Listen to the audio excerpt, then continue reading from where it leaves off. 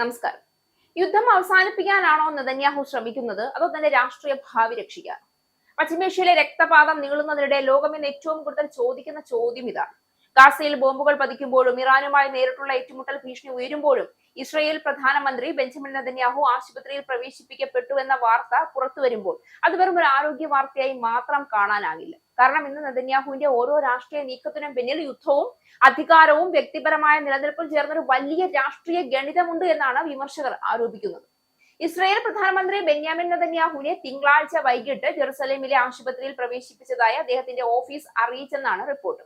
നെതന്യാഹുവിനെ ആശുപത്രിയിൽ പ്രവേശിപ്പിച്ചതായി പ്രാദേശിക മാധ്യമങ്ങളും റിപ്പോർട്ട് ചെയ്തതിന് പിന്നാലെയാണ് ഓഫീസിന്റെ പ്രസ്താവന പുറത്തുവന്നത്.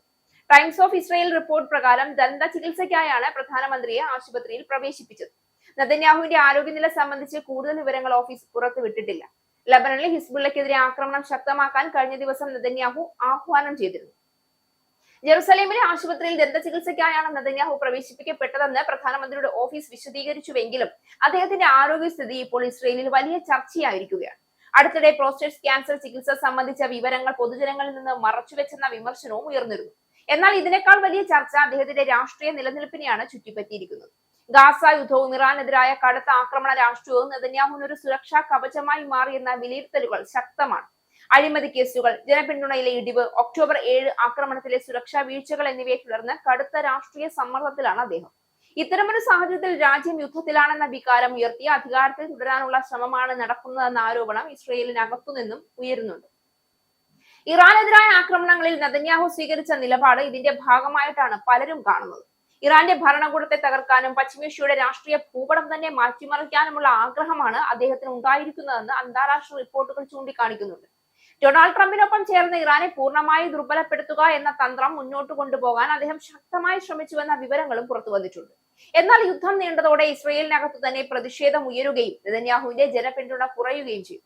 ഗാസയിലെ മനുഷ്യാവകാശ ലംഘനങ്ങളും ലോകവ്യാപക പ്രതിഷേധങ്ങളും അദ്ദേഹത്തെ അന്താരാഷ്ട്ര തലത്തിൽ കൂടുതൽ ഒറ്റപ്പെടുത്തുകയാണ്.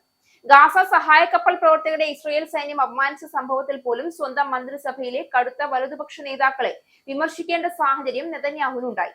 അതായത് പുറത്തേക്ക് ശക്തനായ നേതാവിന്റെ മുഖം കാണിക്കുമ്പോഴും അകത്ത് രാഷ്ട്രീയ നിയന്ത്രണം പോലും നഷ്ടപ്പെടുന്ന അവസ്ഥയിലാണെന്ന സൂചനകളാണ് പുറത്തുവരുന്നത്. അതിലും ഗുരുതരമായ ആശങ്ക യുദ്ധം ഇനിയും വ്യാപിക്കാനുള്ള സാധ്യതയാണ്. ഗാസ, ലെബനൻ, സിറിയ, ഇറാൻ എല്ലായിടത്തും സംഘർഷം നടന്നുകൊണ്ടിരിക്കുകയാണ്.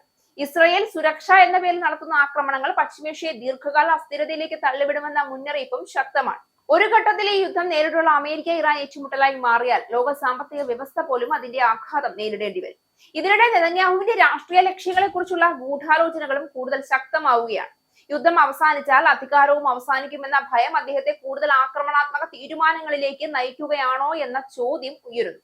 കാരണം യുദ്ധം തുടരുന്നിടത്തോളം ദേശീയ സുരക്ഷയുടെ പേരിൽ വിമർശനങ്ങളെ അടിച്ചമർത്താൻ അദ്ദേഹത്തിന് കഴിയും. എന്നാൽ സമാധാനം വന്നാൽ വീണ്ടും അഴിമതി കേസുകളും ഭരണ പരാജയങ്ങളും അദ്ദേഹത്തെ പിന്തുടരും. ഇന്ന് പശ്ചിമേഷ്യയിലെ ഏറ്റവും വലിയ ദുരന്തം വെറും മിസൈൽ ആക്രമണങ്ങളല്ല, രാഷ്ട്രീയ നിലനിൽപ്പിനായി യുദ്ധത്തെ ഉപയോഗിക്കുന്ന നേതൃത്വങ്ങളാണ്. ആ രാഷ്ട്രീയം തുടർന്നാൽ ഗാസയിലെ തീ പടർന്ന് മുഴുവൻ മേഖലയെയും വിഴുങ്ങാൻ ഇനി അധിക സമയം വേണ്ടിവരില്ല.